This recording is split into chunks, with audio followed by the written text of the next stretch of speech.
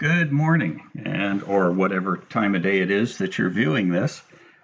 Welcome to part 9 of the reading of my book, 11th Hour Preparedness. I'm the author, Tyler Woods, and I'm during this time when we're locked down and limited in what we can do, I'm reading to you my book. I'll give you something for free here. This book is available on Amazon still, and it is it's copywritten 2013, so it is 7 years old, but most of the information in it is very accurate and still very applicable, more so than ever now. And as things are growing, modifications happen. It's due an update or a new edition, but there's still wealth of information here that is still available. Someone told me that they feel like a 16-year-old again. Gas is cheap and they're grounded. So we're all sort of grounded in this COVID-19 lockdown. So let's continue. We're in part 9 in the section dealing with firearms on page 153, and we resume. Firearms for defense. This is a truth of social disorder. Humanity is held together by fragile social controls provided by our police, judicial system, and National Guard. In the event of complete social collapse, our jails, prisons, and state hospitals, including criminally insane, will be emptied to the streets. Looting will begin within the first week. The recent earthquakes in Haiti and Chile demonstrate how soon social decay begins. Poor government exacerbated the problem in Haiti, but in Chile, the mean income of victims was much higher, and looting became a serious problem after only 6 days.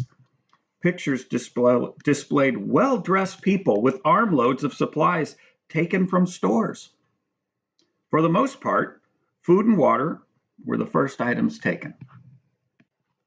We have become a dependent society. Most American homes contain less than 10 days' food, and in urban areas, it's more like 4 or 5 days' supply. In the History Channel's docudrama After Armageddon, a chilling comment was made that we are 9 meals away from anarchy. When social control is down and people get hungry, the thin shell of humanity cracks wide open. Individual looting begins, but is quickly replaced by collectives of ruthless and heavily armed gangs. Some of these will possess military-like organization and tactics that will make them a formidable adversary. As food and water are exhausted in the city, gangs of looters will set up ambush points to take supplies from travelers and conduct systematic house-to-house searches of homes near the city and along major roads. The only good option for those who live in urban areas is to get out early to a predetermined safe destination. That destination should be in a rural area and away from major roads. The reality of social collapse is that without our infrastructure of police, fire, rescue, 911 operators, and the like, utility power and water systems, hospitals, and food and fuel distribution, millions of people will die, and there is nothing we can do to prevent it. Your home and food store is the lifeboat for the members of your family. Perhaps additional stores can be made for a select few others, but accepting one more person than you have stores to feed could result in the loss of everyone that your lifeboat was designed to save.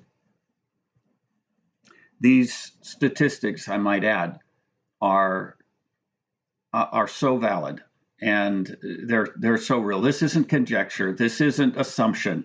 This is historical evidence from every major event and every major collapse, whether it is war or even peace after the war, when there is no more government infrastructure. Once there's a fall of government infrastructure, natural, artificial, or man-made, doesn't matter. These systematic decays, this timeline is it's set in history. It happens. It happens each time. It happens every time. And it is humanity. It's humanity's clock. This isn't my conjecture. This is based off of solid evidence. A progression of social decay is following. This is a worst case scenario, but there is a point where population loss can no longer support services as we know them. This could be caused by pandemic, war, or biological terrorism, but the result remains the same. The massive armies of workers necessary to maintain our electric distribution grids, communication networks, petroleum refineries, fuel distribution, grocery retail markets, they all could become too large of a demand on a reduced population. Without constant maintenance, these systems fall into such disrepair that they would be difficult, if not impossible, to restore. Currently, our country is able to restore small areas of damage due to storm or local natural disaster, but restoration of services after significant national population loss would stagger the imagination. The following is a natural progression of a complete collapse of our civilization.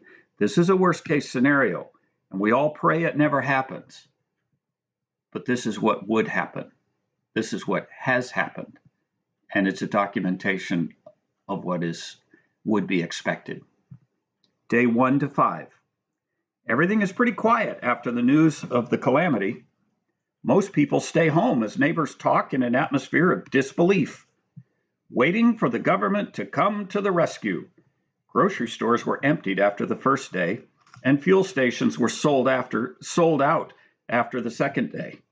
All eyes and ears are tuned to continuing news coverage. A few families left right away for out-of-town locations, but most stayed put. Day 6 to 10. Looting is starting, and people are getting scared. What started as subsistence looting has grown to opportunistic looting for anything of value. Most are still waiting for the military or FEMA to arrive with food, water, and civil order.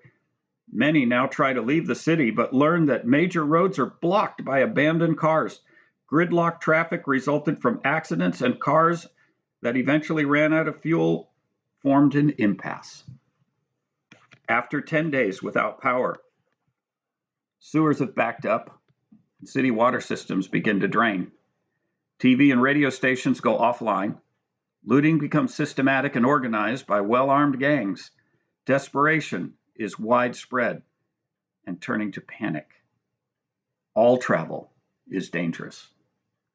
After 2 weeks, organized bands of looters begin to spread outward from the cities, which become uninhabitable. House-to-house raids for food, drugs, and valuables sweep through outlying suburban areas and follow main traffic corridors. After 3 months, millions have died from illness, unavailable medical treatment, starvation, even homicide. The volume of dead exhausts the resources of current systems, and with no organized process of internment, decaying bodies of both animals and people bring disease such as cholera and typhoid and claim even more lives. Cities have become uninhabitable wastelands, and life will be defined by a new normal. Most looters have died from lethal confrontation, gang wars, starvation, and disease. Some people will emerge to reestablish a social order, mostly those who left town early with a workable plan. Those will be the survivors.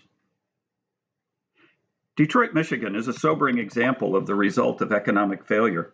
The cause of Detroit's troubles has been slowly coming, but the end result appears to be the same. The city is dying and may never make a comeback. There is not enough tax revenue to maintain the systems necessary to keep things running. Now, here's a note. 2 years after our first edition, there is now official talk of decommissioning Detroit as a city and allowing it to go back to the county. In fact, large areas of Detroit have been turned back to the county, and one of the most active businesses in Detroit right now is the same thing with Lansing and other cities in the area. Their city is so without jobs since the automobile industry left. The largest industry now is that of literally breaking down the houses that are uninhabited, tearing out the foundations, busting up sidewalks, pulling up power poles and communication lines, and lastly, they are plowing up the streets and turning it all back to fields of open ground, turning it all back to the way it was before there ever was a city there. That's Detroit today, folks. That's still going on. Due so much to the auto industry's outsourcing of manufacture to offshore countries, few meaningful jobs remain. The resulting drop in income and population, 900,000 have left the city since 1950.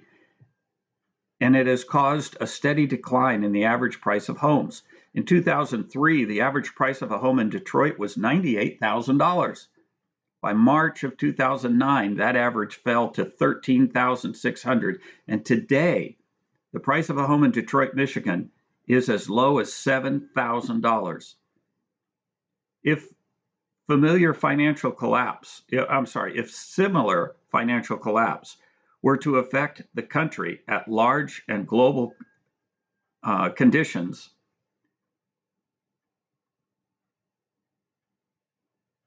I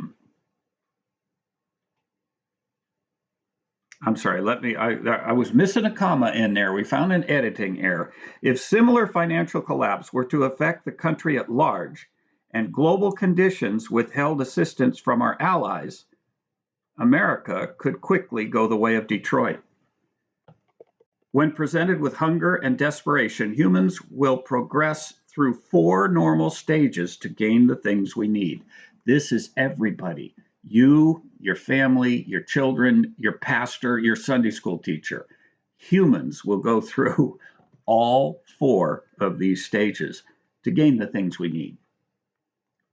Here we go. Number 1, beg.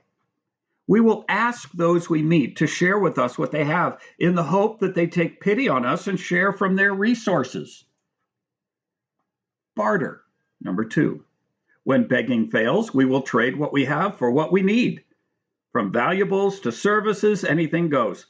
This is a time when vital skills become truly valuable. A doctor or a dentist may not have food or water, but a community with food and water will share for his service.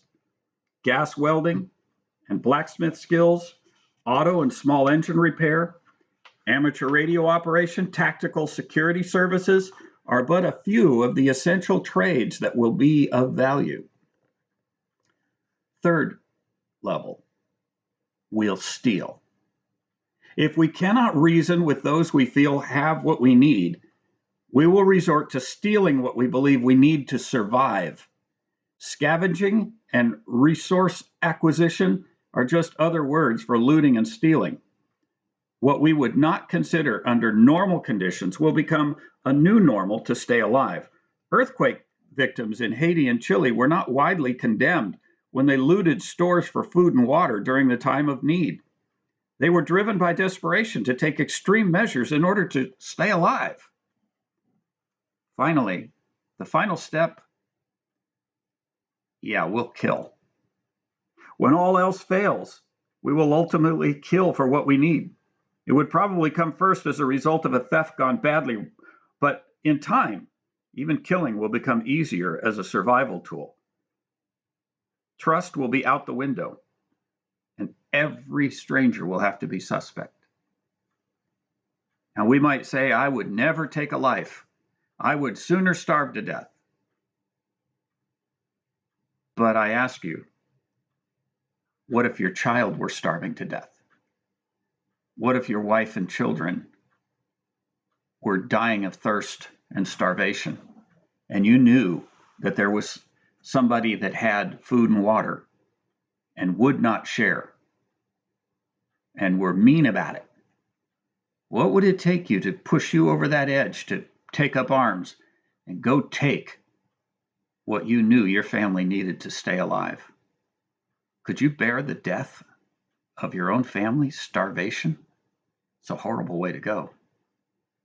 Yeah, I think all of us, every last one of us, could be driven to taking up arms and killing for what we need.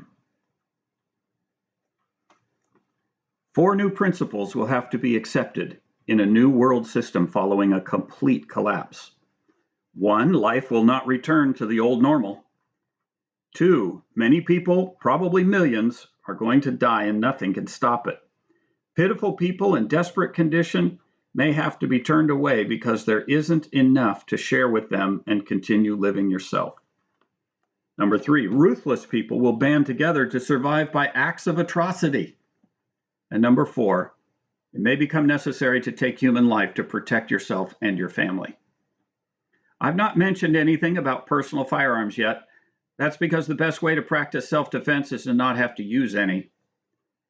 Prepare to not be there when trouble comes. In real gun battles, people get hurt on both sides and people die. Both sides lose.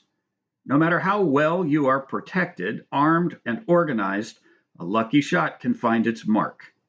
All said, tactical defense is still necessary. There is a great advantage to having a concealed handgun license or carry permit, especially after the fall of social controls. A CHL means that the holder has passed a background check and is not a convicted felon. It says they are one of the good guys. I was stopped one evening by a highway patrol officer in Washington State. I wasn't speeding, but had a tail light out or some other reason for him to stop me. Right next to my driver's license was my concealed carry permit, and as the officer saw it, I actually heard him sigh in relief. It's well documented that most police fatalities occur during routine traffic stops. Drug dealers and convicted felons don't generally have carry permits.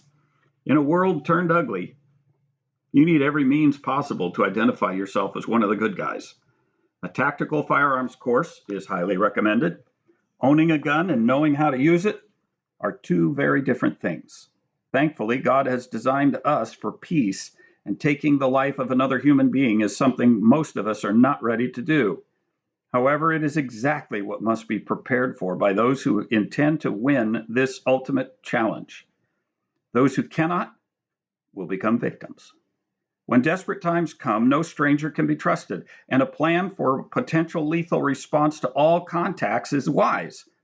Evil-minded people will masquerade as innocent lambs to get close enough to spring their trap. Without caution, you could become a victim. Weapons for self-defense are a last resort for situations that cannot be avoided. More about that, about what is appropriate for individual needs, comes with completion of a firearms training course. But here are some of my observations and recommendations. I'm not going to explain all the jargon of common firearms terminology.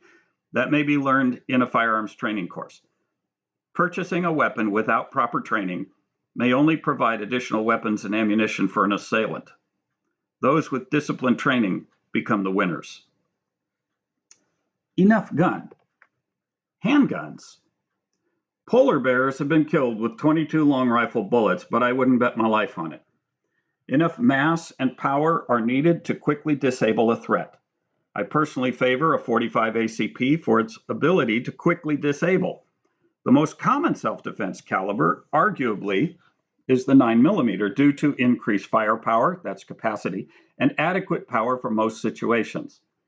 Popularity and availability are growing for .40 Smith & Wesson, making it another fair choice. In all, a well-placed shot from a .380 will serve better than a miss from a cannon. Have at least 500 to 1,000 rounds of ammunition for whatever handgun you decide upon. I would recommend against a revolver as a personal defense weapon. They have limited capacity of rounds, usually 6, and are slower to reload. Under fire, not being able to reload quickly may mean that a good guy dies. That said, revolvers are simple, easy to use, and remain a very popular choice among both civilian and law enforcement. In social disorder, concealment is not required but would be wise. My personal pick would be a medium frame semi-auto pistol made by a reliable manufacturer in a popular caliber from 9mm to 45 ACP that fits my hand that I am comfortable shooting. As for accuracy, keep in mind that the vast majority of incidents where lethal force is warranted occur within 20 feet, with most of those occurring within 10 feet. Only hits count, but those hits need to happen as quickly as they can. The most important point I need to make regarding accuracy is that you must practice. If your shot does not hit your intended target, it's going to hit something or someone else. Now here, note, I have a confession to make. I have never been a great fan of the 9mm as a defensive round. I absolutely love the 45 ACP. And I can instinctively hit almost anything I look at without using sights. It feels good in my hand. It naturally points where I intend it to, and it hits like a mule kick.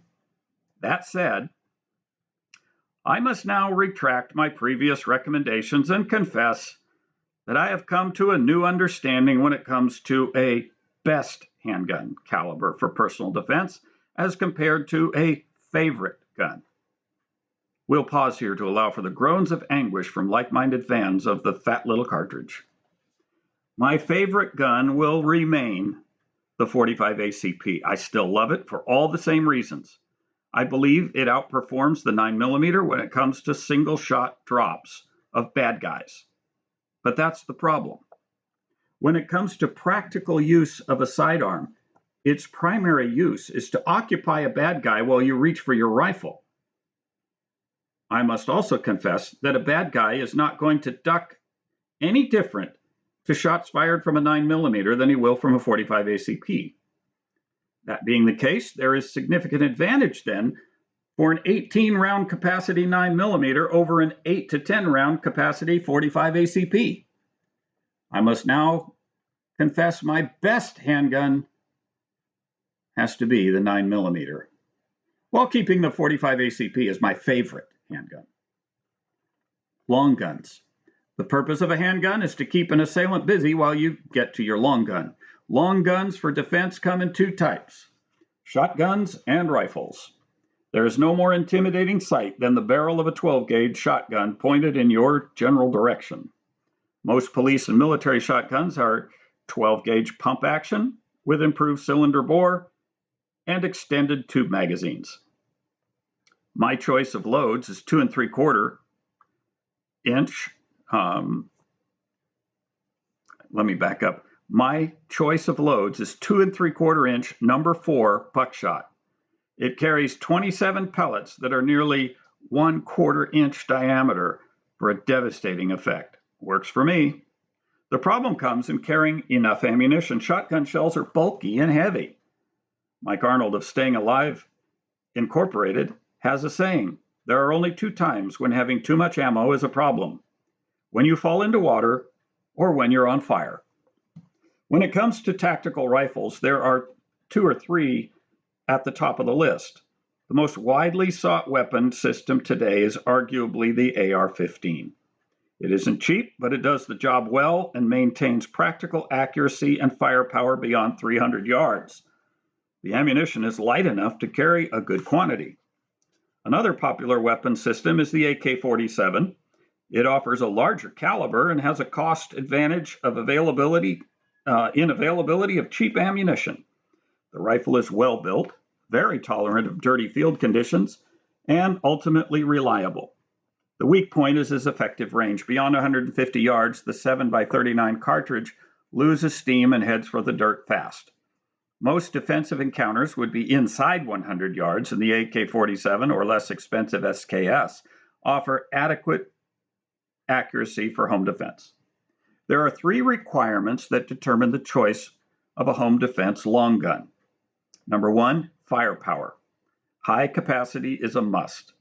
High capacity magazines should be able to be swapped quickly. Both the AR and the AK-47 offer 30-round magazines. Number 2, availability of ammunition. Keeping 1,000 rounds is adequate. Twice that is not too much. If more peaceful times return, extra ammo will make great barter material. Reliability. Both the AR-15 and AK-47 have acceptable field reliability. Fancy scopes are not important for home defense weapons.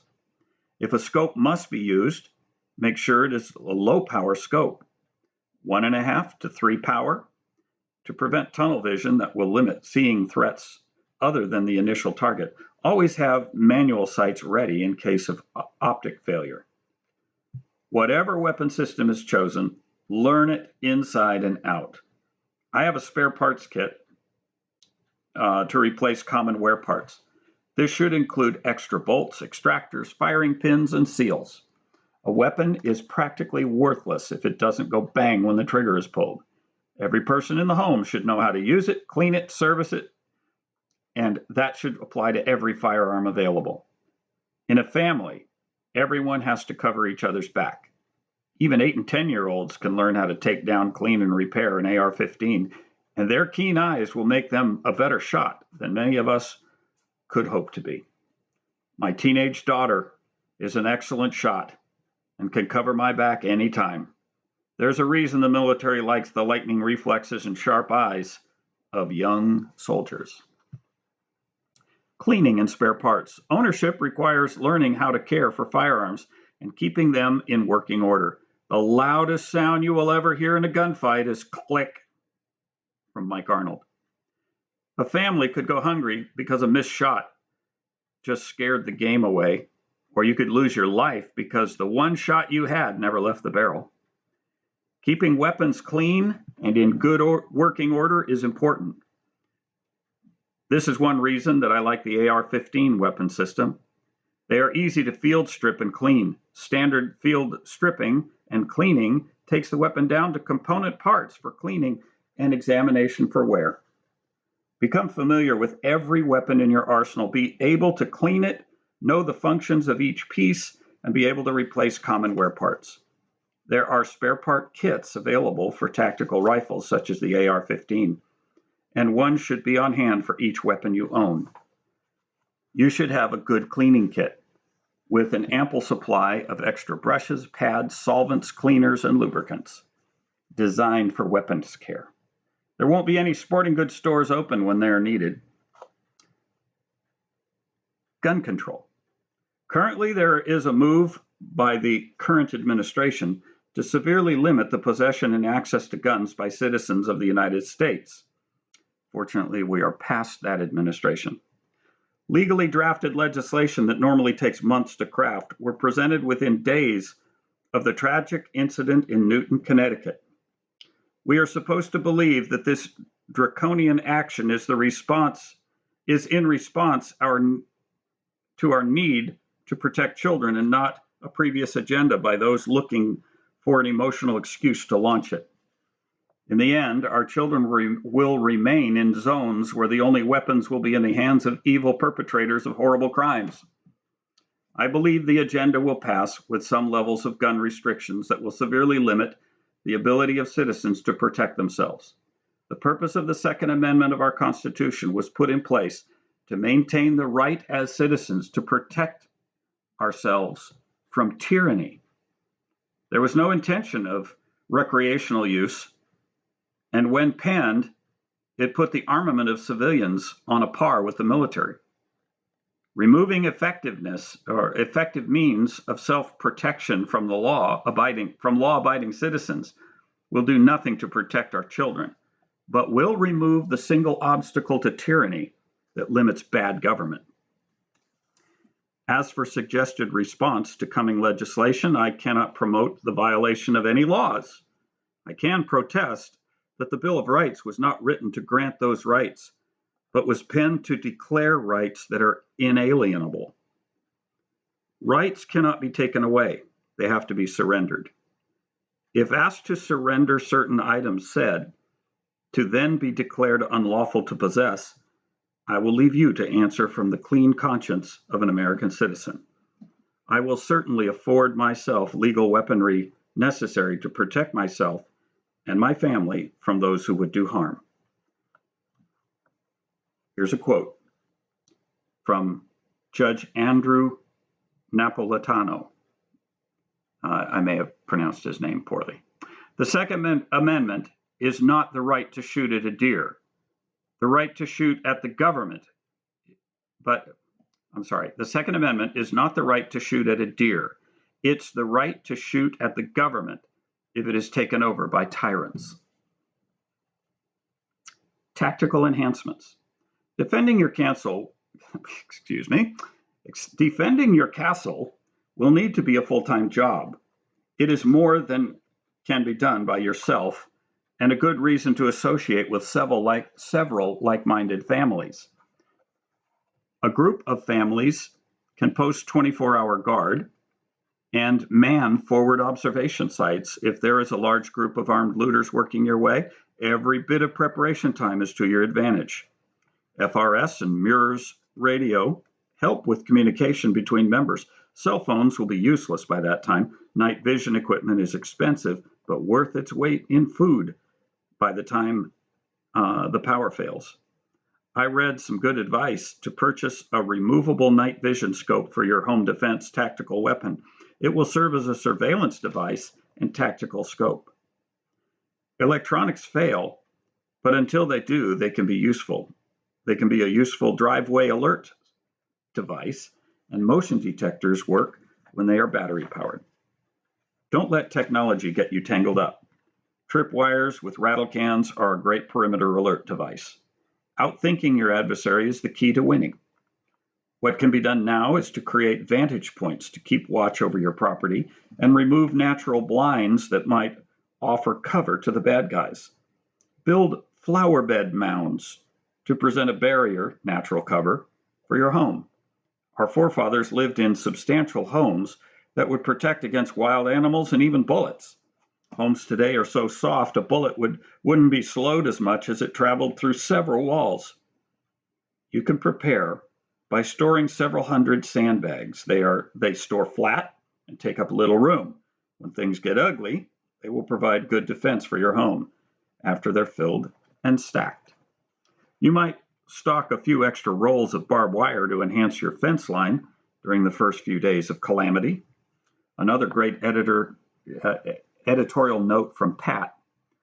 Consider planting a living fence of thorny bushes like pyracantha, common name is firethorn.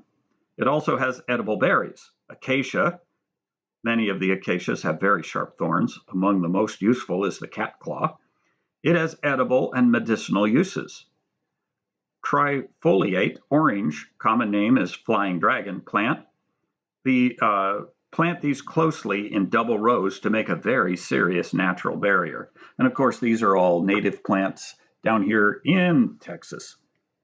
Wherever you are, if you're up north, you can plant a big hedge of blackberries and make jam out of the berries when they're in season. Bunkers. I am often asked for my opinion regarding bunkers. Bunkers are an adaptation of bomb shelters from the Cold War area with enhancements to harden them against forced entry. They would provide a formidable deterrent to marauding bands of zombies. The Japanese built similar fortifications on Iwo Jima that proved difficult to locate and even more difficult to neutralize. But we did locate and neutralize every last one of them. Ancient cities used to fortify themselves with high, thick walls that were eventually breached by patient enemies. Castles have been tunneled into, blasted into, undermined, and collapsed. Even the island fortification of Tyre, thought to be impregnable for its enormous wall and half-mile distance from shore, was conquered by Alexander in 7 months. My point is that no fortification is impregnable, and any fortification needs multiple escape plans. Bunkers fail on both counts. I would rather spend the same money on a sizable property with cabin at a remote location. The time to make a stand should only be when your back is against the wall and there's no practical escape. High-tech problems are often best answered with low-tech responses. Another short chapter here, and then we'll be done with this entire section, the privatization of preparedness. During the Cold War of the 60s, our government constructed vast civil defense shelters that were provisioned with food, water, blankets, cots, and equipment necessary to protect its population in the event of atomic war. The world has changed since then. Concerned citizens today are turning to their own means for security and preparedness storage. We have been sold false hope that FEMA will be there to protect us, or that the government will somehow avert the fall of this great nation. FEMA was not designed to supply resources necessary to disaster victims, but rather to take control of resources and use them as they see fit in the name of disaster relief. They bring no resource of their own. They have been granted great authority to acquire and manage resource, but that is much of the problem. Americans have seen how our government manages things. Many Katrina victims were bused to destinations far from New Orleans, but few were ever returned. Cities like Houston, Texas, opened their arms to help neighbors in need, with no idea they were expected to keep those who lacked personal finance to return on their own. Supplies can be confiscated for the greater good or hastily paid for at exorbitant taxpayer cost. The government and waste have become synonymous. Precedents exist for our government to not only confiscate privately owned resources, but to imprison the rightful owners while they distribute those resources per their own agenda. As early as 1918, World War I timeframe, U.S. Navy Medical Director Francis Nash and his wife Caroline were prosecuted, fined, and imprisoned for having in their possession more than a 30-day store of food. The law was enacted under President Woodrow Wilson and enforced by then Food Administrator Herbert Hoover. The disturbing fact is that the laws which prohibit hoarding are still enforced and can be enforced whenever our government sees fit. Couple that with the current TV series documenting hoarders as confused and misguided souls that need intervention to rescue them from their delusion, and you start to gain perspective into the secrecy that most preppers, those who are preparing, exercise. Opinion grows that we are headed for desperate times, and many are stockpiling supplies of food and essentials. At the same time, the thought of turning to our government for help is waning. In fact, there are strong reasons to suspect that our government may be part of the problem we are trying to avoid. As federal agencies shifted from supplier to controller, those with resources need to guard their stores from confiscation and redistribution. The fear of having your resources confiscated just when you need them most is a frightening proposition. Equally frightening is the expectation of riots from those who did nothing to prepare and have been cultured into expecting provision from federal and state programs. No doubt they will expect the government to continue caring for their needs, but when food becomes scarce and social controls fail, there will be chaos, rioting, and looting. The LA riots or the streets of New Orleans following Katrina displayed what is in store for every major city if electric power is lost. The clock is painfully accurate after the collapse of the electric grid. The first 4 days are rather calm, with most of the population believing the power will soon be restored.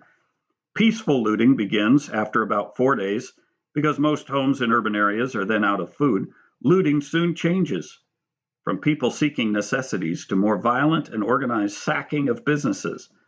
By day 10, it becomes unsafe to travel, but deadly to remain. Sewage has backed up to street level, and water systems have exhausted their gravity reserves. Social controls fail during times of adversity. It is not so much the fault of our laws or peace officers as it is the moral decay of society in general. Our Constitution was made only for a moral and religious people. It is wholly inadequate to the government of any other people. That's a quote from President John Adams. No law can control a people who refuse guidance by a moral compass. To live among people that depend on others to provide for them only emphasizes the need to prepare discreetly. It is no surprise that personal protection training and firearms sales are climbing steadily. The expectation is that for one of many reasons, our infrastructure of services will be lost along with communications, monetary exchange, and civil order. All the services of our infrastructure are interdependent and unstable. When one part fails, the rest come down like a house of cards. If that happens, federal studies report that in excess of 2/3 of the general population would expire due to untreated medical conditions, starvation, violence, and disease. During those first 3 months, it would be advantageous to remain isolated and unobserved. All necessary services and functions would have to be self-provided. This would not be such a formidable task were it not for roving bands of looters looking for isolated individuals with food, water, and supplies. Privatizing your own preparedness is a bigger task than pioneering the homestead, as our great-grandparents may have done. Our current national population density leaves little hospitable land and would ensure and sewer leaves little hospitable land that would ensure privacy. Good locations would be sparsely populated and require full-time surveillance for at least the first 3 months. The need for community is very important. Many preppers are organizing into carefully selected groups of like-minded members. Resources are combined and duties shared. In a micro-community, the skills a person brings are more important than what the person has. A person with several hundred pounds of food who can't hunt, fish, or grow food sooner or later will ultimately starve. A person with well-developed field skills may have no food at hand, but knows how to find, catch, or grow what's needed to sustain life. Skills that are keenly needed in a survival community are different than what is needed in today's job market. A blacksmith would be a great asset where a machinist would find little to work with.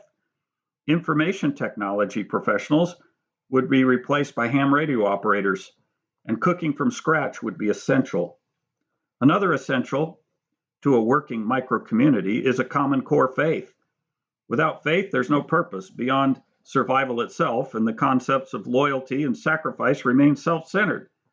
It's not just religion that binds a group together. Faith is the profound trust in the God of creation, who has an ultimate plan that is bigger than life itself. Religion is more of a style of worship. People of faith can be of different religions and work together, while people of the same religion may fail because their faith is weak. These tight-knit communities are built with trust and discretion necessary to maintain their cover while developing a retreat site. When the time comes, they will meet at the retreat, as they have many times before for camping. The group typically will grow to about 80 to 100, and food stores will be large.